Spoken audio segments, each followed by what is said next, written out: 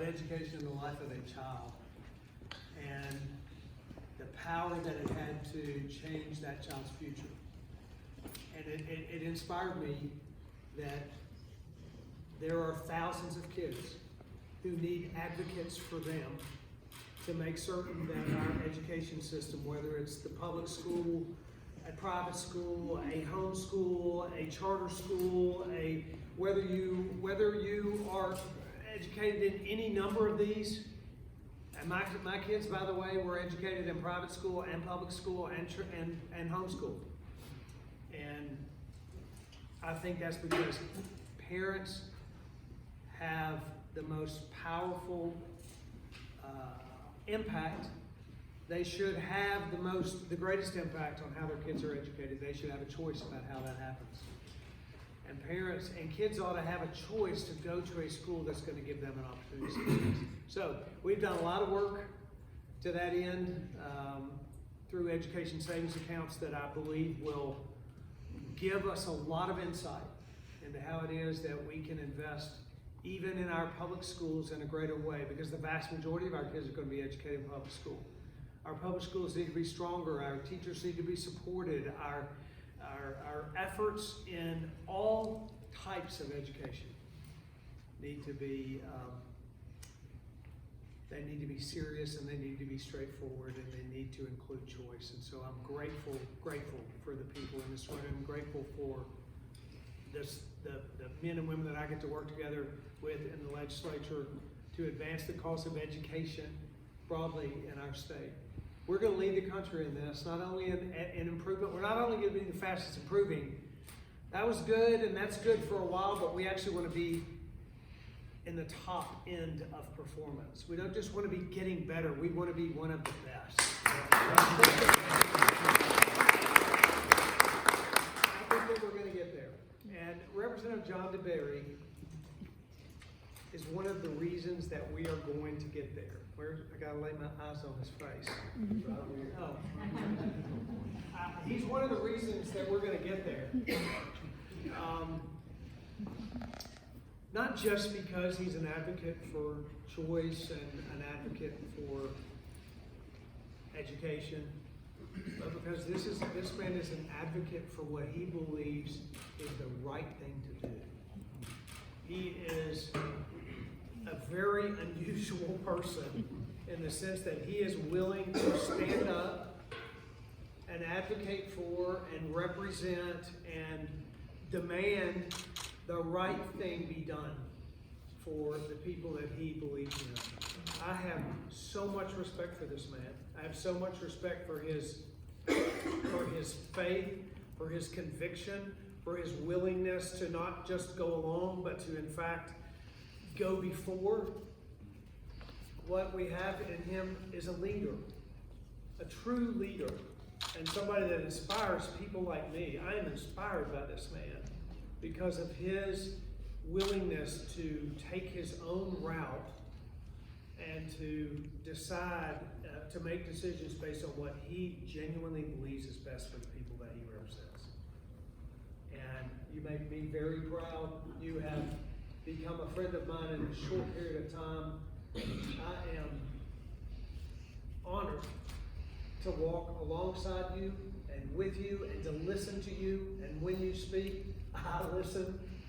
And when you advocate, I follow. And I'm proud that this effort today, all these people here celebrating you as a champion of choice. I see you as even more than that. I am proud to give this award to you as champion of choice, because you are a champion of kids and of education, of educational choices, and of the fact that all kids need to have quality, but you're so much more than that. You make us all very proud, and we're grateful for you. Thank you.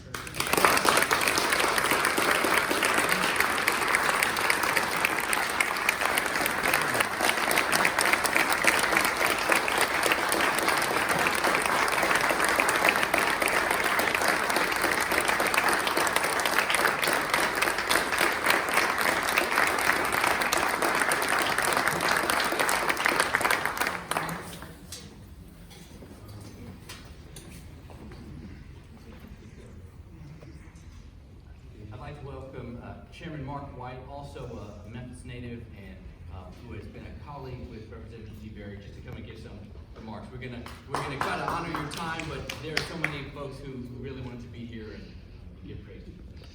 Chairman, thank you. Thank you. Thank you, Shaka, and thank you for the Federation for Children for asking me to say a few words. Representative John DeBerry, he's worthy of 24 years he's been here. This is my 11th year. And the respect that I have for Representative John DeBerry is just without. I don't know what we would do without you, John. You're worthy of a portrait much bigger than any here, and I hope someday that goes. But I'm wearing the yellow scarf also of John DeBerry, and I and many in this room, we have fought school choice battles for the past, I know you for 24 years, and for now the 11 years I've been here. And just to have the honor of a person like John DeBerry. My father was a minister, John is a minister of the same denomination. And so we talk a lot about things, especially in our faith. And for those of you, you probably all know John very, very well. But when he speaks on the House floor, he puts a period in it. And if you speak after him, it's at your own risk. He's just such a fine person. It's an honor for me to stand here and to say, oh, I cannot come up with words that will describe Representative John DeBerry. And what I was thinking the other day, John, when you had led a prayer on the floor, I was going to come and just say, you know what the greatest part about it is? We get to do this forever. Thank you.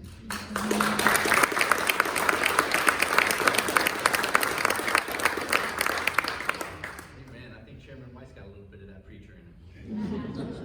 In this through eternity. I would like to welcome another bona fide preacher, the Reverend Dr. Walter Womack, who's the pastor of Faithful Baptist Church and the president of the Memphis SCLC. I'd like to welcome him.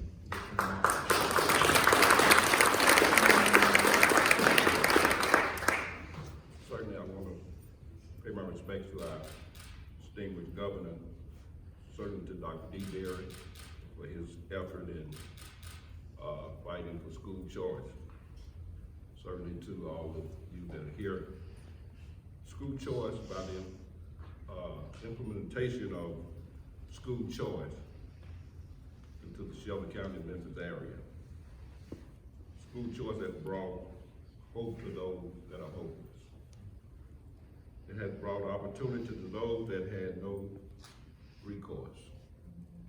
Those that are trapped in some of the schools that are failing them. School choice is what I call a paradigm shift. It's a game changer for those that were in darkness, those that were trapped in schools that didn't have the opportunity to have a choice, to parents. And I'm here as a pastor,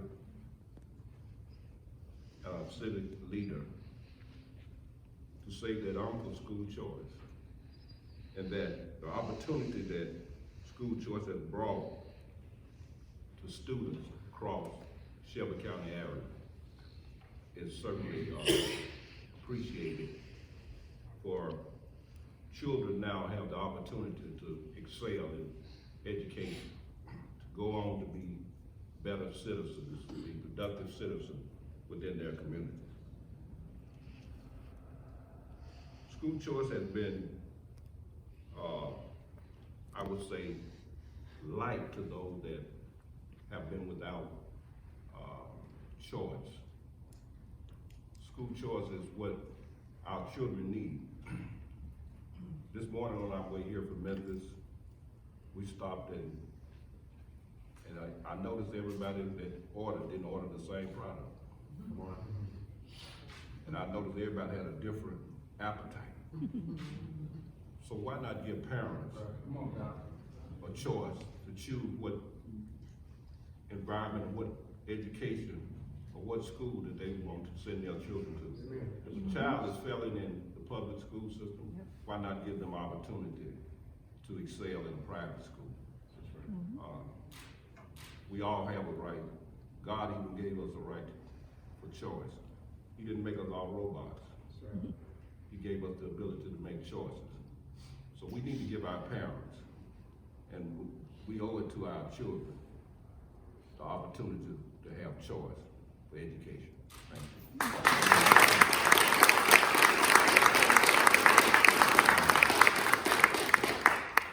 Thank you, Pastor.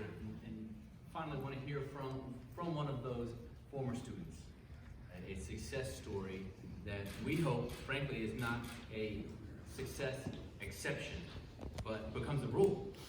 We know that kids of all colors, we know that kids regardless of zip code, regardless of geography, regardless of economic status, can succeed and can thrive.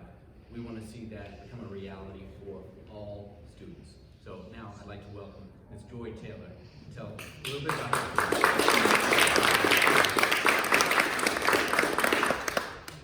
Hello, everyone. There is power in opportunity. A chance to rewrite your family's history, a chance to blaze a path for the generations to come. Who wouldn't want that? That's what going to independent schools gave to me. My name is Joy Taylor, and I'm a proud graduate of 2 independent schools from the Memphis, Tennessee area. New Hope Christian Academy, which was my elementary school, and Evangelical Christian School, which was my middle and high school. I was born to a 17-year-old woman. With the help of my grandmother, they both decided that they wanted something different for me. They knew that the life that they lived was not the one that they would want me to have. So my grandmother went on a huge search, looking at all the schools that were in Memphis to find one school that fit me, and that was New Hope Christian Academy. I lived in a zip code where poverty ran rampant. My grandmother was a strong voice in my life, and she diligently sought out opportunities for me. This opportunity to attend New Hope Christian Academy and Evangelical Christian School set me on a path that charged me with the power to break the image of what comes out of my community, of what comes out of my zip code. New Hope's instilled in me the importance of hard work and servant leadership, while ECS instilled in me the importance of academic discipline. I graduated from the University of Memphis, magna cum laude, with a bachelor's in social work. And I know that all the opportunities that I have could not have come if I didn't go to those private schools. I want more students who are just like me, who come from similar socioeconomic backgrounds as me, to get a chance to break the chains of poverty. I'm advocating for more kids to have the experience that I did, to a chance to rewrite their family's history, to rewrite their family's outcome. I truly believe that every family and student deserves to make the decision when it comes to their education and have access to any school in their community.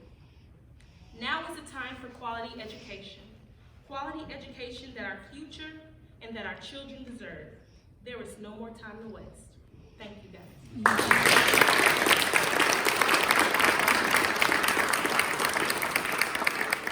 you, Joy. And so, really without much further ado anyway, I need to have a little bit of privilege to pontificate for a moment.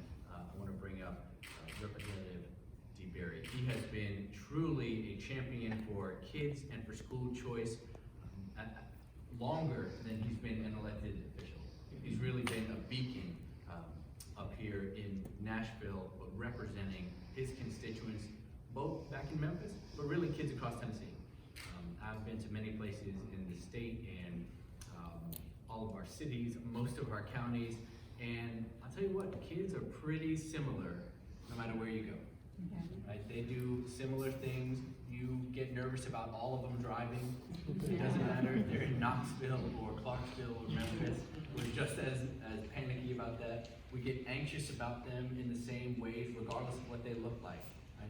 In some ways, kids are kids. And so when we care for one, it means we're doing it for all of them. That's what Representative DeBerry has done throughout his tenure here. I also want to acknowledge so many of the members. I won't try to call everyone out because I see so many, but I want to thank many of our elected officials for joining today, and just give them a hand because they're doing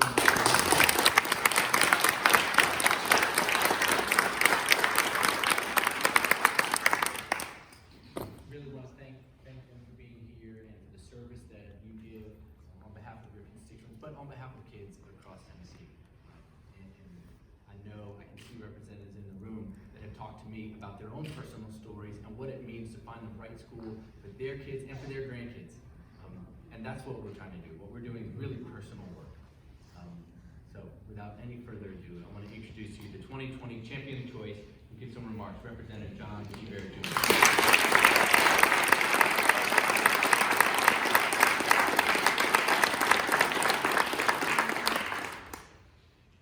Well, my daddy came back home from, and I was just a child at that particular time, but when he came home from Korea and beginning his family, there weren't a whole lot of choices for this extremely smart and motivated man. And I remember as a child of listening to him and my mother talk about where he could go for further education, Dr. Whalum. And a matter of fact, one time he drove all the way to Colorado to try to get into a school. How he was going to pull that off, I don't know. But he was so motivated about what he wanted to do in life, but the choices weren't there. They weren't there even though he was a veteran, even though he had fought for his country, even though he had served. At that particular time, the choices weren't there. And you know, when we go back and we look at history and we look at things in retrospect, there are so many things that we know that weren't fair at certain times in our history and weren't right and equitable. We all know that. But the fact of the matter is, when we look back, what it's supposed to do is make us have an idea of what we want to be as a community, as a nation, because that's what we're competing with. We're competing with the entire world. We're competing, as I said this morning, as Dr. Whalum said, as others have said, we're competing with the whole world. And so our children have got to be ready. The representatives that are in this room, the men and women that served on the floor of this house, are men and women who have brought with them a work ethic and a system of principles and integrity that makes them look at every issue and look at it for the value and merits of those issues. I can't do it by myself. I'm just one voice. We have a wonderful governor who has put his reputation on the line for this issue. And many of the people in this room have done the very same exact thing. What I hope and pray is that all of us look within ourselves, take an introspective examination of ourselves and ask ourselves if we're on the right course. When we look at our children and we talk about these constant statistics and we throw around names like failing schools and failing communities and all of these, that we act like these terms make sense. How does the term failing school make sense? It doesn't make any sense whatsoever. But for years, it's obviously not education, and it's obviously not the parents who want education for their children. Right there in Memphis, confirm for me, all of you from Memphis, that folks camped out in the rain and the snow or wherever to get into a handful of good public schools. And they put up tents, they pitched tents, they slept in the elements in order to be first in line to get their children in a certain group of schools. That's not right. That's right. That's not right. And because when they say, well, if you send your children to various charter schools or whatever, there are children left behind. Well, what about all the children who were left behind, who when they closed the door and said, this is all we're taking, they didn't get into that handful of schools, that they were sent to schools that everybody was classing as failing.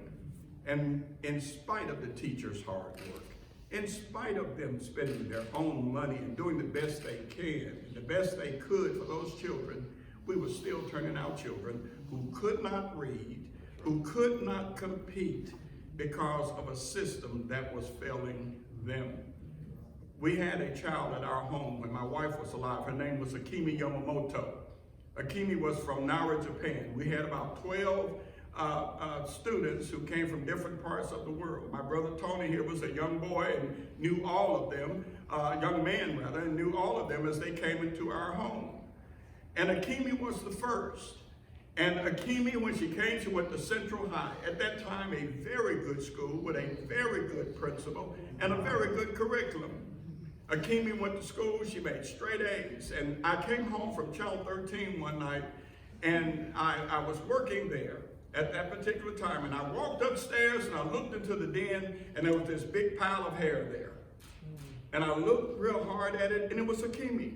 She was in the lotus position, and she had fallen face down into a book. And I went in the room where my daughter that I told you about this morning, the one who's an attorney today, and I grabbed her by the shoulder. It's about 2 or 3 o'clock back in the days when television used to sign off. And, you know, they played the national anthem and all that stuff. But I grabbed her by the shoulder and I brought her into the room and I said, look at that. And she's about 8th or 9th grade, making A's or B's, occasional C's, just skating by, really not being very smart, but not committed.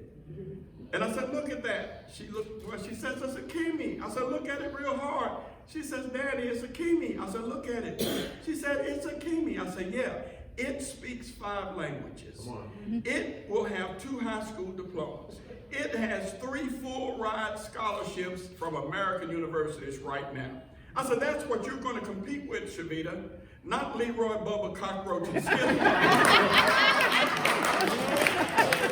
I said, that's what you're going to compete with. And I made her start studying with Akimi, and it turned it all around. Why? Because of a different work ethic that the rest of the world, because they want what we got. And they're preparing their children to take it from our children. Now, I'm not speaking against folks coming in and working. Don't go out here lying on me now. That's not what we're talking about. I'm saying that our children ought to be ready to compete with folks from anywhere on this earth.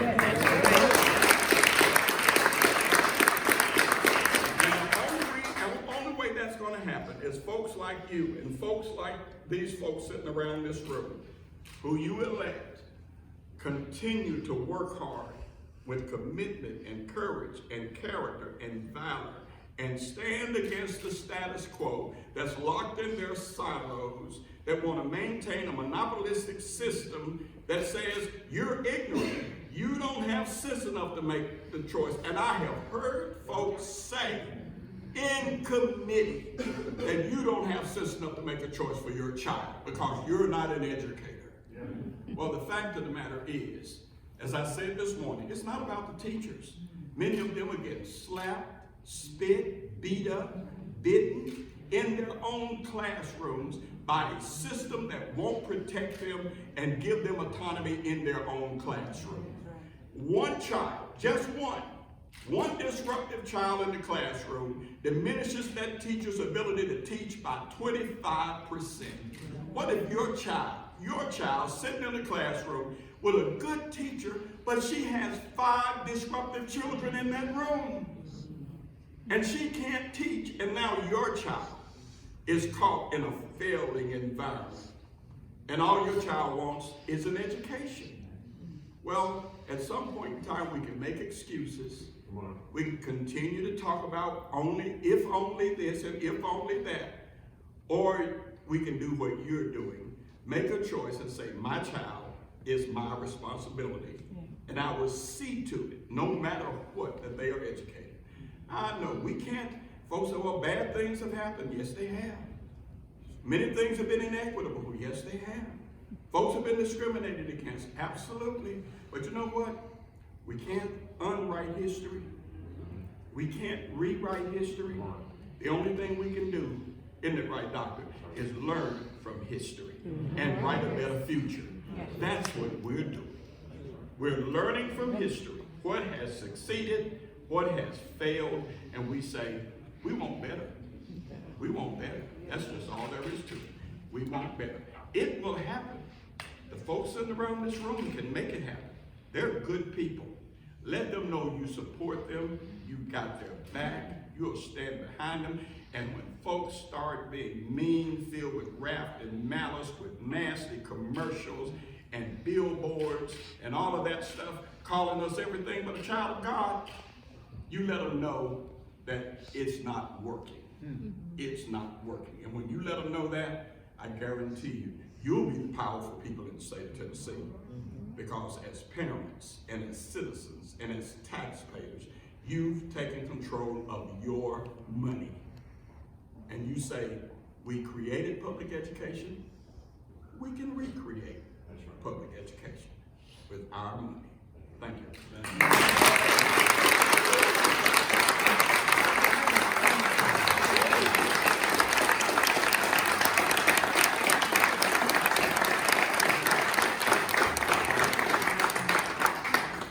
Again, I just want to thank everyone for coming. I want to be mindful of your time. I know many to, though, we'd love for you to stick around and mix and mingle for a while. If you haven't gotten a chance already, please do come and get a picture with Representative DeBerry.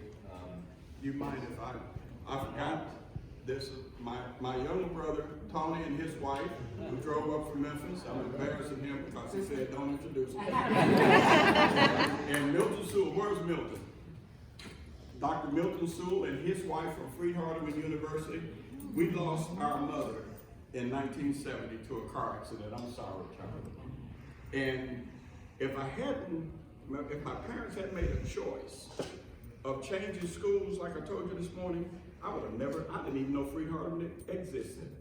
I went up there, I found folks that when we were in peril and in trouble, they took care of me. They helped me make it through the hardest time of my life, and I appreciate it.